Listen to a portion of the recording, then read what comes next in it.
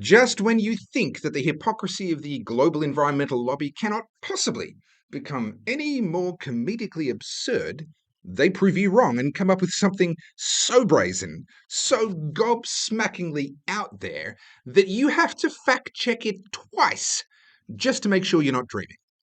But then again, once you realize that the environmental movement has nothing to do with the environment, it all makes perfect sense. My name is Topher Field. This is the Topher Project, and I help people like you to understand the world as it changes around you.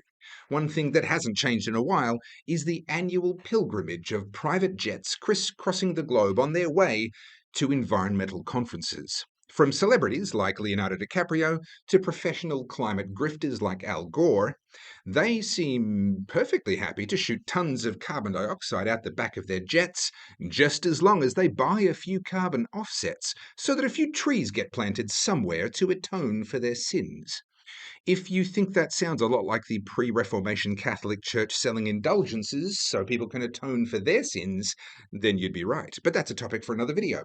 Today, we need to talk about the Amazon. Yes, the Amazon jungle, filled with mystery, still largely unexplored, and one of those places which, according to the Enviro zealots, must absolutely 100% be protected at any cost. Whenever there are fires in the Amazon, we hear about it.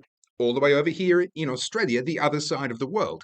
Mining in the Amazon? Well, we hear about that. Deforestation? Oh, you better believe we hear about that. And that's why I had to fact check twice when I read the news that the next climate conference, COP30, is being held in the Amazon. Now, just in case you're picturing some ecotourism resort with a few executives sitting around holding hands and taking sustainably sourced ayahuasca, keep in mind that COP29, which was held in Azerbaijan last year, was attended by 65,000 people. A few tents in a forest clearing, this is not. 65,000 people is a lot of people. And if you're concerned about your impact on the environment, you might want to consider having it as a Zoom chat.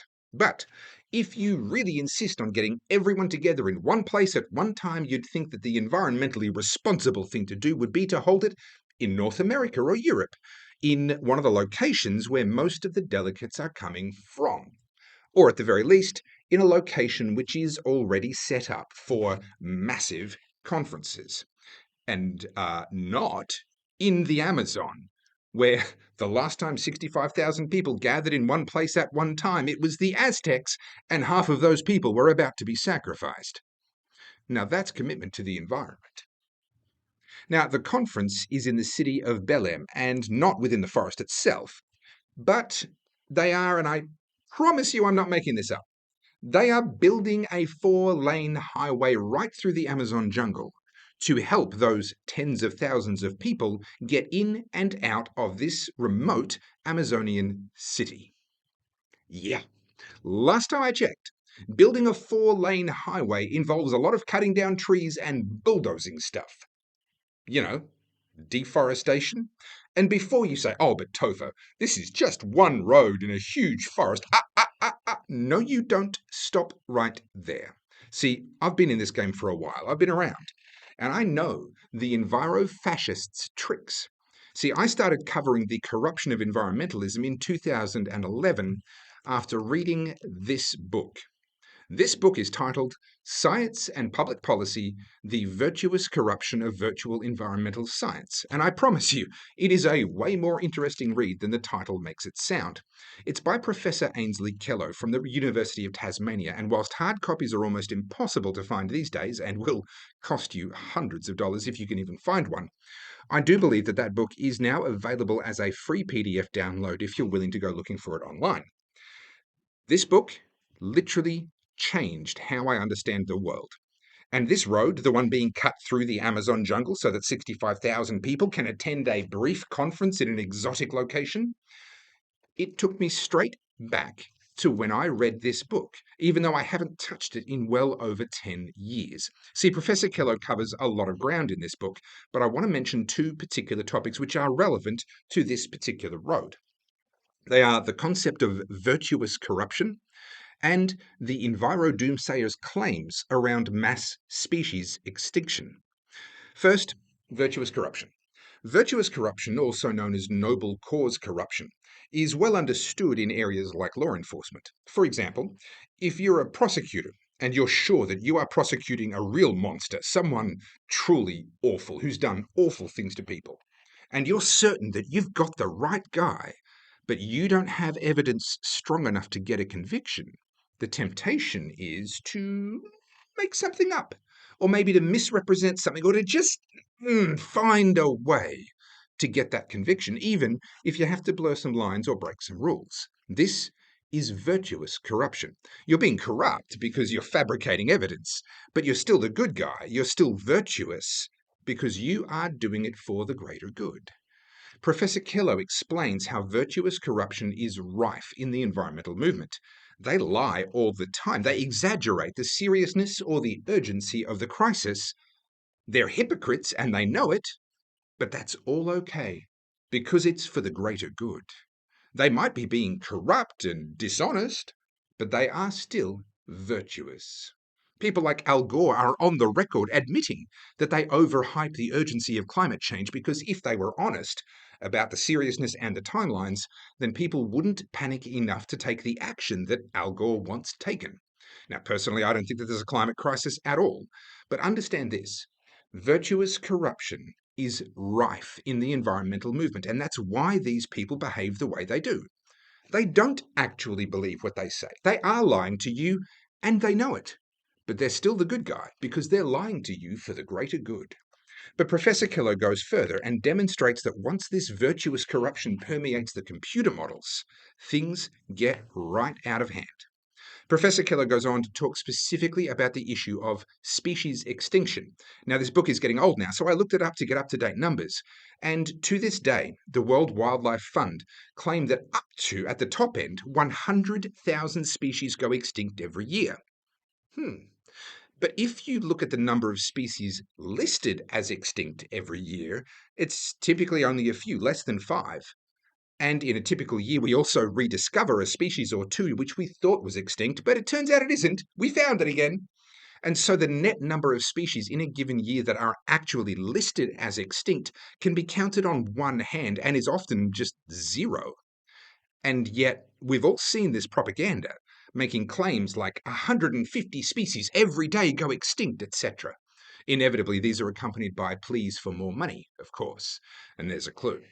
But if we're not actually seeing this many species going extinct, if we don't know their names, we can't list what they were. We're not measuring this number of species which used to exist and we have them documented, but now we can't find them. That's not where these numbers are coming from. So where are they coming from? Well, Professor Ainsley Keller shows that they come from computer models, which are infused with eco-jihadist virtuous corruption. Let me be more precise. There's been studies on the biodiversity of animals, including insects, and how it changes based on the size of the continuous ecosystem that they inhabit. To take an extreme example, just to illustrate the point, the biodiversity of animals and insects living in the median strip of a highway is going to be far lower than the biodiversity living in a large backyard. But that again will be small compared to the biodiversity that you would find on a huge golf course, which again is small compared to the biodiversity that you'll find in a 1,000 square kilometre untouched wilderness. You get the idea. So having established that cutting up an area into smaller parcels will over time reduce the biodiversity, these eco-hackers went to work building computer models which would tell them what they wanted to hear. Now remember, computers may be powerful, but they are not smart. The principle of garbage in, garbage out definitely applies, and they will tell you whatever you want to hear. So, what they did was they looked at how humans were reducing the size of or cutting up areas of habitat which were previously uninterrupted. And then they did some simple, but garbage, modeling. They would guesstimate how many species a given area should have had based on what they knew about the area and the size of the habitat, the uninterrupted area that this biodiversity existed within. And then they would literally pretend that just running a power line or a fire break or even just a firefighting four-wheel drive trail through the middle of that wilderness was cutting it in half. And then They would run the numbers on how many fewer species there would be now that that wilderness is only half the size of what it used to be. Yeah, there's 2 sections, but they're only half the size, so that can't carry the same biodiversity as one large parcel. I'm not making this up. They claim that the difference in those 2 numbers is the number of species that is now lost, extinct.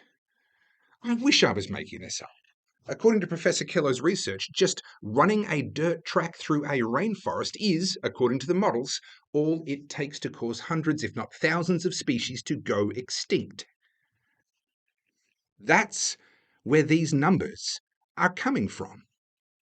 Now, keep in mind, as we come back to this rainforest and that 4-lane highway that they're putting into so that 65,000 eco-warriors can jet set and hobnob with the rich and famous, all for the purpose of saving the planet, of course.